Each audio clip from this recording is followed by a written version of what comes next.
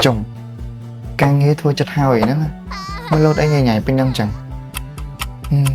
sòng khăn càng nghe chật đỏ đặt lại tiệt cô thơ mày tới mình thằng ấy mệt bông lư là ôm này ai mà ngấy hết nhỉ nè càng nghe giống mày thôi chật hào ấy hay là chật đỏ đặt lại tiệt vì lột anh nhảy nhảy đằng bên năm mỏ haสมัยนั้นไงนึกเผาแกรกไลซันตี้อ่ะไหนดังไปเดี๋ยวยังเผาแกรกไลซันจังไงไปทัวร์กรมพลยังไงขัดบังดังไปเบลลี่บัดบังดังตันไหนให้มวยเป็นเตี้ยตั้งไปไอ้หนุ่มก็จะให้เนี่ยพายดอกกรมพลยังเตี้ยหรอ mẹ ấy cái thang ca phở chạy lại sân nó về chui xe lôi cầm hôn chiến á វាមិនចង់ទេចង់អ្នកទាំងអស់គ្នាវិញគួរតែបន្តប្រើក្រែក license ចឹងទៀតសួស្តីអ្នកទាំងអស់គ្នាស្វាគមន៍មកកាន់ Tech Friday Season 3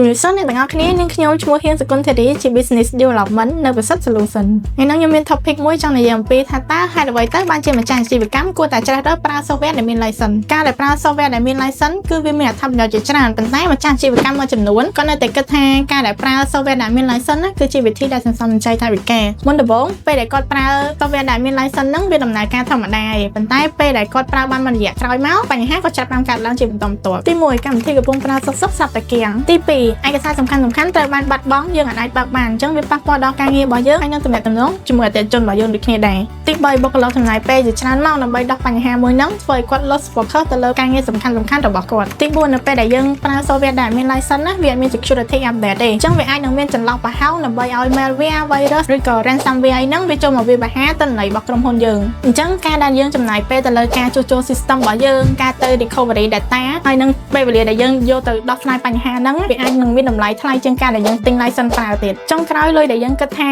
យើងអាចសន្សំបានហ្នឹងបែរជាត្រូវចំណាយច្រើនជាងមុនទៀតដូចទៅវិញនៅពេលដែលម្ចាស់អាជីវកម្មជ្រើសរើសប្រើ software ដែលមាន license នឹងទទួលបានអត្ថប្រយោជន៍ជាច្រើនដូចជាទទួលបាន security update ហើយនឹង feature update ថ្មីៗជាប្រចាំកាត់បន្ថយហានិភ័យពី malware ransomware ហើយនឹង virus កម្មវិធីដំណើរការបានយ៉ាងរលូននិងមានស្ថិរភាពនៅពេលដែលមានបញ្ហាបច្ចេកទេសផ្សេងៗនៅមានអ្នកចាំជួយ support និងងាយស្រួលក្នុងការសហការនិងចែករំលែកព័ត៌មានក្នុងការធ្វើការងារជាក្រុមការពារទិន្នន័យអាជីវកម្មនិងព័ត៌មានអតិថិជនរបស់យើងកាន់តែប្រសើរជាងមុនអាចប្រើប្រាស់នៅបច្ចេកវិទ្យាថ្មីៗដូចជា AI ឬក៏សេវាកម្ម cloud ផ្សេងៗដើម្បីបង្កើនប្រសិទ្ធភាពការងាររបស់យើងជួយឲ្យអាជីវកម្មអនុវត្តការងារទៅតាមស្តង់ដារនិងមានស្ថិរភាពជាងមុនជំនួសទៅឲ្យការចំណាយពេលចាំដោះស្រាយបញ្ហាផ្សេងៗក្រុមការងារក៏អាចផ្ដោតទៅលើការអភិវឌ្ឍអាជីវកម្មក៏ដូចជាបង្កើននៅ productivity របស់គាត់បានយ៉ាងពេញលេញជាចុងក្រោយមុននឹងយើងជ្រើសរើសប្រើ software ដែលឥតគិតថ្លៃត្រូវសួរខ្លួនឯងថាបើសិនជាក្រុមហ៊ុនយើងរងនៅ cyber attack ឬក៏ system របស់យើងឈប់ដំណើរការត្រឹមតែមួយថ្ងៃតើការខាតបង់នោះមានតម្លៃប៉ុន្មានអញ្ចឹងកុំរងចាំរហូតដល់ទិន្នន័យបាត់បង់ឬមានបញ្ហាទើបយើងគិតពីសុវត្ថិភាពជ្រើសរើស software ដែលមាន license ថ្ងៃនេះដើម្បីការពារអាជីវកម្មរបស់លោកអ្នកជាចុងក្រោយអរគុណអ្នកទាំងអស់គ្នាសម្រាប់ការទស្សនាជួបគ្នានៅវីដេអូក្រោយ